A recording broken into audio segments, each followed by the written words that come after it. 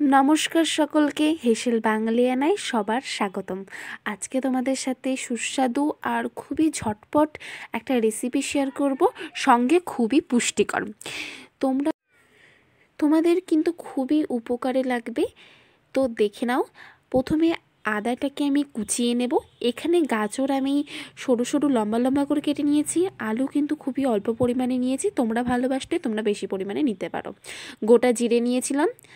আর এখানে আবার দেখিয়ে দিচ্ছি, আদা নিয়েছি, গাজর নিয়েছি, কাঁচা লঙ্কা, ধনেপাতা, আর ওখানে নিয়েছিলাম শুকনো লঙ্কা আর তেজপাতা আর জিরে। তো তোমরা প্রথমেই তেলের মধ্যে তেজপাতা, শুকনো লঙ্কা আর জিরেটা দিয়ে দেবে। তারপরে জিরেটা একটুখানি ভাজা হয়ে আসলে, মানে কালো হয়ে আসলে, এখানে 5 ফোড়ন নিয়ে নেবে। আর সাথে নিয়ে নেবে আদা কুচিটা। এটা একটু ভাজা হতেই আদা কুচি আর 5 ফোড়নটা একসাথে দিয়ে ভালো করে নেড়ে নেবে, খুবই অল্প টাইমে। তাই আমি এখানে ঝটপট রেসিপিটা শেয়ার করছি। আর এটা খুব বড় রেসিপিও একেবারেই নয়। এখানে আমি আরেকটু তেল দিয়ে দিচ্ছি, কারণ সবজিগুলো ভাজতে হবে। চলো, এই রেসিপিটা এতটাই সহজ যে একটা বাচ্চাও বানিয়ে ফেলতে পারবে। আর সুস্বাদু করতে গেলে সামান্য কিছু মশলা তো ব্যবহার করতেই হবে, তেল তো সামান্য দিতেই হবে। আর এই যে মশলাগুলো ব্যবহার করলাম, এগুলো কিন্তু সবার বাড়িতেই থাকে, এটা একটা কমন মশলা।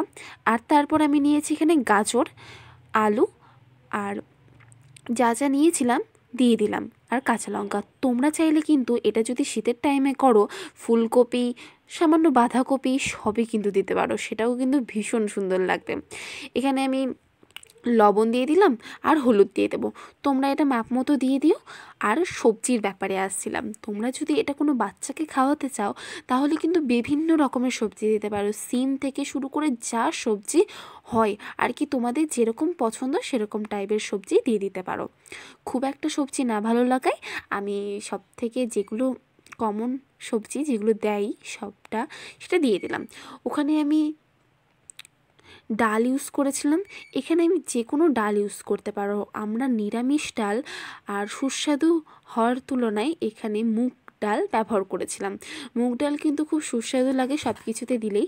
তোমরা যদি চাও মুগ ডাল বাচ্চাদেরকে দেবে না, তাহলে কিন্তু সেখানে মুসুর ডালটাও ব্যবহার করতে পারো। তারপর ডালিয়াটা নিয়ে নেবে। আর এটা নিরামিষ খাবার, তার জন্য মুসুর ডালটা ব্যবহার করা মুসুর ডালটা কিন্তু এখানে অ্যাভয়েড করে গেছি। আর তোমরা যদি চাও তাহলে এখানে মটর ডাল বা ছোলার ডাল সেটাও কিন্তু ব্যবহার করতে পারো। তারপর প্রেশার কুকার নিয়ে নেবে আর সেই সবজিগুলো জলের মধ্যে দিয়ে দেবে, পরিমাণ মতো জল দিয়ে দেবে। আর তার মধ্যে এই ডালিয়াটা যেটা আমি ধুয়ে রেখেছিলাম সেটা দিয়ে দেবে। তোমরা যেটুকু পরিমাণ সদস্য সেই পরিমাণে ডালিয়া বা সবজি ব্যবহার করবে, ডালটাও ঠিক সেই পরিমাণেই ব্যবহার করবে। চলো বাকি রেসিপিটা তোমাদের সাথে শেয়ার করি। এর মধ্যে লবণ হলুদ কিন্তু আবার দিতে হবে, আর ধনেপাতা। আমি এখানে তেমন কিছুই ব্যবহার করছি না, চাইলে কিন্তু একটু ঘিও ব্যবহার করা যায়, অনেক কিছু ব্যবহার করা যায়, কিন্তু বাচ্চাদের জন্য রান্না করলে এত কিছু দেয়া নাই ভালো লাগে। আর এখানে কাঁচা লঙ্কা দিয়ে আমি প্রেশার কুকারটা অফ করে দিচ্ছি। 2 থেকে 3টে সিটি পড়ার পরেই তোমরা নামিয়ে নেবে আর এরকম একটা সুন্দর ডালিয়া এনজয় করবে। আর হ্যাঁ, পেঁপেও কিন্তু এর মধ্যে ইউজ করা যায়। ওই যে বললাম, যে কোনো সবজি কিন্তু ইউজ করতে পারো। সব থেকে ভালো তো আমার মনে হয় সবজি ছাড়াও ব্যবহার করা যায়, কারণ সবজি ছাড়াও এটা কিন্তু খুব টেস্টি হয়। কিন্তু বাচ্চাদের দিলে সবজি তো দিতেই হবে।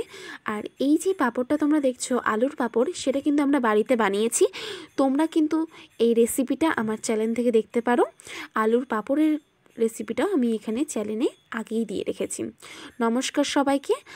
আমার ভিডিও ভালো লাগলে অবশ্যই লাইক সাবস্ক্রাইব করো আর আমার পাশে থেকো। এত দূর দেখার জন্য, শেষ পর্যন্ত দেখার জন্য তোমাদের সবাইকে ধন্যবাদ জানাই। আর তোমরা এভাবেই আমাদের পাশে থেকো। ভিডিওটা যদি ভালো লাগে কমেন্টে অবশ্যই জানিও। তোমরা কে কে ডালিয়া খেতে সবথেকে বেশি ভালোবাসো অবশ্যই কমেন্টে জানিও। আমার কিন্তু ডালিয়া খেতে খুব ভালো লাগে।